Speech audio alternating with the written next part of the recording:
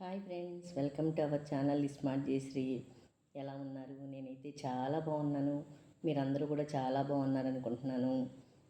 ఏంటంటే నేను ఇప్పుడు కొంతమంది పిల్లలండి, అందరూ కాదు, కొంతమంది పిల్లల గురించి చెప్తామనుకుంటున్నాను.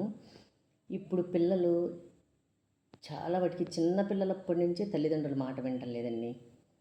ఎందుకంటే వాళ్ళు అడిగిందల్లా కొనివ్వటము, బాగా వాళ్ళని గారాబం చేయటము వలన వాళ్ళు అసలు తల్లిదండ్రుల మాట వింటలేదు.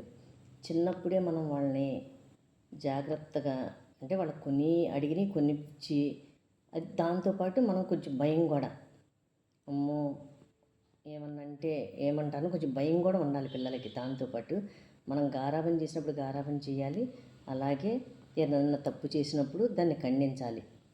అప్పుడే వాళ్ళు సక్రమ మార్గంలో నడుస్తారండి.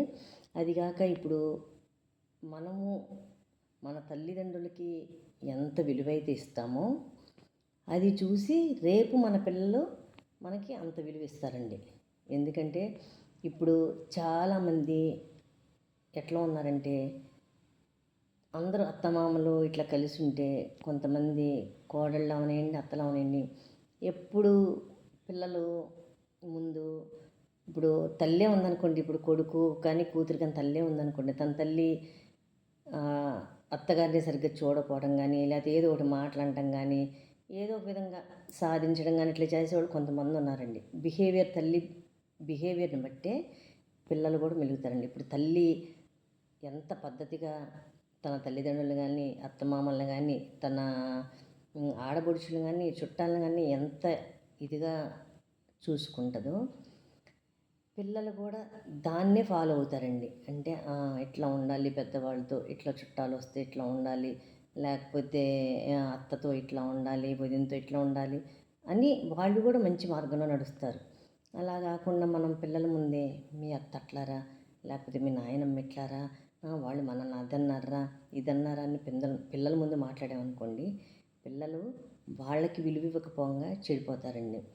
వాళ్ళు పెద్ద అయిన తర్వాత వాళ్ళు కూడా అదే మార్గంలో నడుస్తారు. మీరు కనుక వాళ్ళని ఎలా చూడలేదు, మీ పిల్లలు రేపు మిమ్మల్ని చూడరు. ఎందుకంటే ఒకప్పుడు మీరు నేర్పిన గుణపాఠమే అది.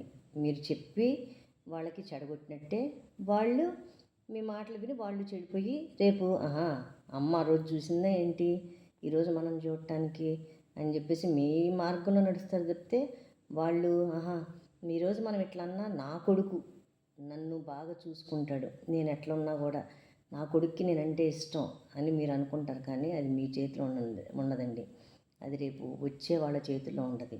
కాబట్టి మనము ఎప్పుడు కూడా పిల్లలకు ఒక మంచి మాటలు చెప్పాలి, ఒక మంచిని నేర్పాలి.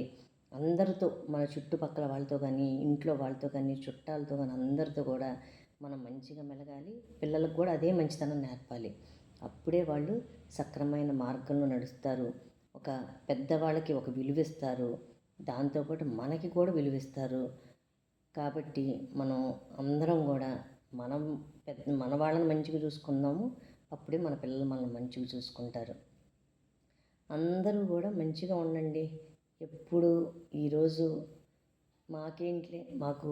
మేము చాలా ఆరోగ్యంగా ఉన్నాము, నాకేంటి, నాకు డబ్బు ఉంది, నాకేం పర్లేదు, అదంతా కొత్త బూటకమండి.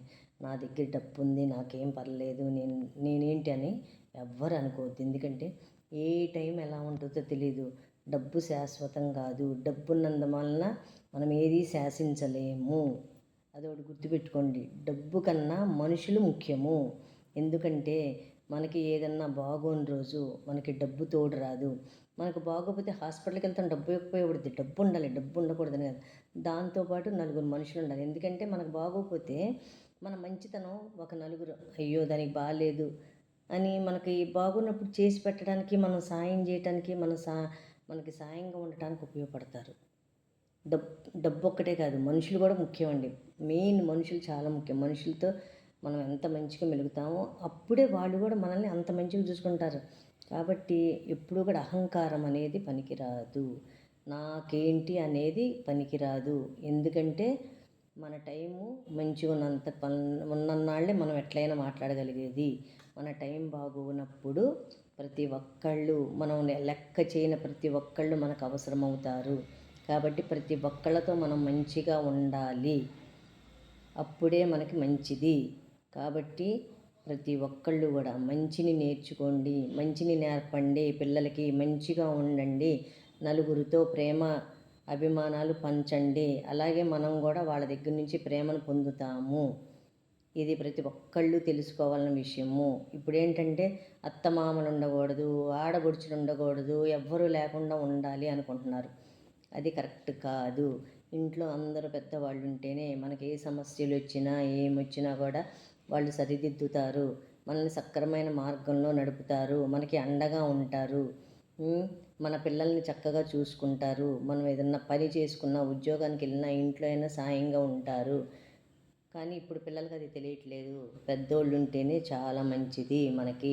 ప్రతి ఒక్కళ్ళు తెలుసుకోండి. ఉమ్మడి కుటుంబాలు అంటారు, అవే మంచివి. అందరూ చక్కగా కలిసి ఉంటారు, అన్ని తప్పులు తెలుసుకుంటాయి. మనం ఒంటరిగా ఉంటే మనకి ఎన్ని గొడవలు వచ్చినా ఎన్ని చేసినా కూడా ఎవ్వరూ సమస్య తీర్చరు. అది పెరిగిపోయి ఇప్పుడు ఏంటి, కొత్తగా పెళ్ళైనా కూడా 4 రోజులకి విడిపోతున్నారు గొడవలని చెప్పేసి. అదే పెద్దవాళ్ళు తల్లిదండ్రులు ఉంటే అంత దాకా తీసుకున్నాను. ఎవరికి సర్ది చెప్పేది వాళ్ళకి సర్ది చెప్తారు. ప్లస్ ఇంకోటి ఏంటంటే అంత గొడవలు కూడా ఉండదు. ఎందుకంటే ఇంట్లో అందరూ ఉన్నారన్న భయంతో అయినా జాగ్రత్తగా ఉంటారు, మంచిగా ఉంటారు. అది పెద్దవాళ్ళు కంపల్సరీగా ఇళ్ళల్లో ఉండాలి. ఉంటేనే ప్రతి ఇల్లు కూడా మంచిగా ఉంటుంది, ఒక పెద్ద దిక్కు ఉంటుంది. మనకి ఇంట్లో మనం ఎక్కడికి వెళ్ళినా ఇల్లుని జాగ్రత్తగా చూసుకుంటారు. ఒకటి కాదండి, అన్ని విధాలుగా కూడా చాలా మంచిది. కాబట్టి మనము మన పెద్దవాళ్ళని గౌరవిద్దాం, మన పెద్దవాళ్ళని మంచిగా చూసుకుందాము. మనకు అండగా ఉంటారు, అన్ని విధాలా ఉపయోగపడతారు మంచిగా. అదే మనం ఎంత మన పిల్లలు కూడా నేర్చుకుంటారు. కాబట్టి మనం నేర్చుకుందే మన భావితరాల వాళ్ళు మనం చూసి నేర్చుకుంటారు. కాబట్టి ప్రతి ఒక్కళ్ళు మంచిగా ఉండండి, మంచిని గ్రహించండి, మంచిని నేర్పండి పిల్లలకి. అప్పుడే మన పిల్లలు కూడా మంచి భవిష్యత్తు ఉంటుంది, మంచిగా ఉంటారు. మనల్ని చూసి మనలాగానే ఒక మంచి నేర్చుకుంటారు. సరేనా ఫ్రెండ్స్? నేను చెప్పిన దాంట్లో ఏమన్నా మీకు నచ్చకపోయినా, ఏమన్నా నేను తప్పు మాట్లాడినా నన్ను అర్థం చేసుకోండి. ఓకేనా ఫ్రెండ్స్? Thank you.